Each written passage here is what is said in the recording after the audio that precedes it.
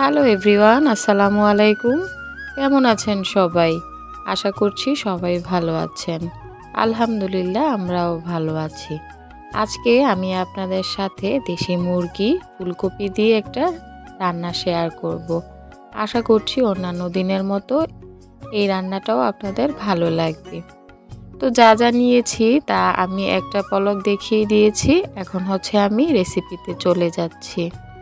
তো প্রথমে একটা কড়াইতে আমি বেশ কিছুটা তেল দিয়ে দিয়েছি। ওই তেলে আমি আস্ত গরম মশলাগুলা দিয়ে দিয়েছি। এখন দিচ্ছি বেশ কিছুটা পেঁয়াজ কুচি। পেঁয়াজ কুচিটা দিয়ে আমি ওই তেলের মধ্যে সামান্য একটু ভালো করে ভেজে নেব।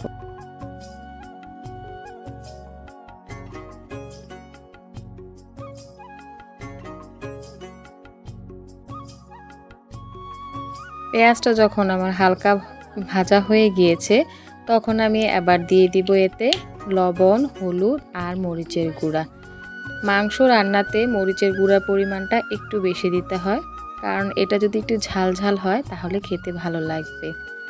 আর এটা ছিল একটা মিডিয়াম সাইজের দেশি মুরগি, সেজন্য সেই দেশি মুরগিটা আগে আমি সব মশলা দিয়ে ভালো করে কষিয়ে নিচ্ছি। তারপর আমি দিয়ে দিচ্ছি একে একে বাটা মশলা, পেঁয়াজ, রসুন, আদা, জিরা আর ধনে বাটা দিয়ে খুব ভালো করে মশলাগুলা কষিয়ে তারপর এতে আমি দিয়ে দিব কেটে ধুয়ে রাখা মুরগির পিসগুলা। যেহেতু এটা দেশি মুরগি, মোটামুটি অনেকটা সময় ধরে কিন্তু এটা কষাতে হবে, আর মুরগিটা মোটামুটি বড়, সেজন্য এটা আমাদের ঘরে পালা মুরগি। তো আমি কড়াইতে দিয়ে খুব ভালো করে কষিয়ে নিচ্ছি। দেখেন জাস্ট কালারটা কতটা সুন্দর হয়েছে। আপনারা চেষ্টা করবেন এভাবে রান্না করতে, তাহলে এটার স্বাদ কিন্তু দ্বিগুণ হয়ে যাবে।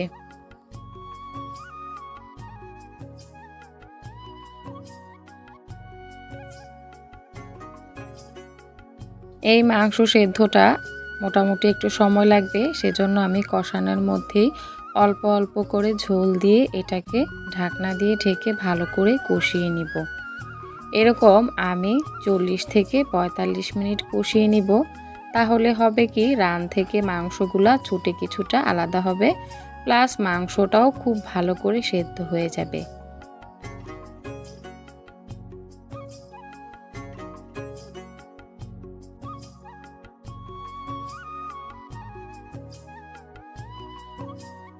এখানে আমি গরম মশলা বাদে সব কিছুই দিয়ে দিয়েছি।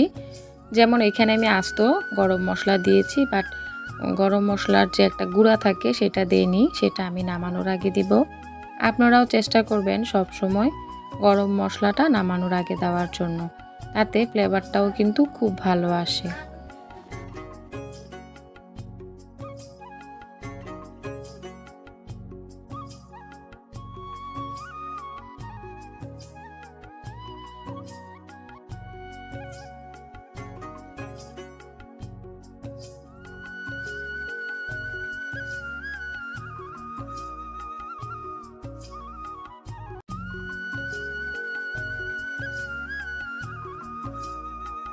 আমি কিন্তু কিছুক্ষণ পর পর ঢাকনাটা খুলে খুব ভালো করে নেড়ে চেড়ে দিচ্ছি, আর দেখছি নিচে দিয়ে যেন দলা পেকে না যায়।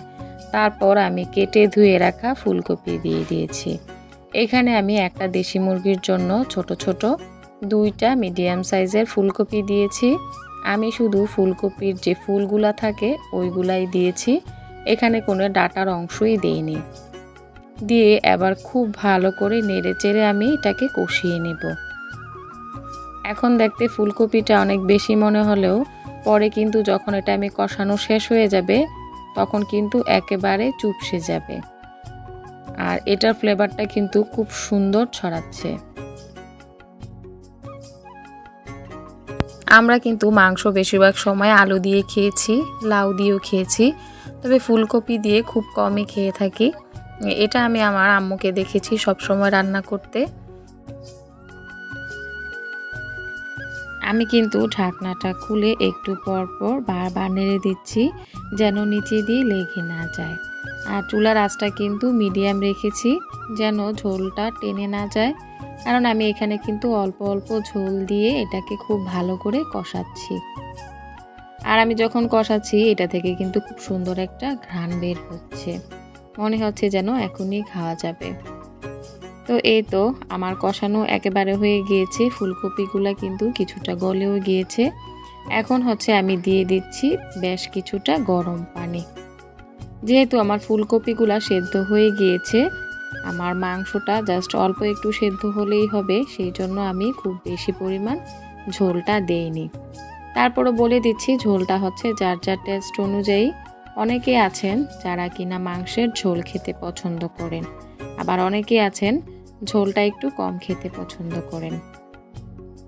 এই তো দেখেন আমার মাংস রান্না কিন্তু একেবারে হয়ে গিয়েছে। আর এখানে আমি নামানোর আগে কিছুটা গরম মশলা ছিটিয়ে দিয়েছি।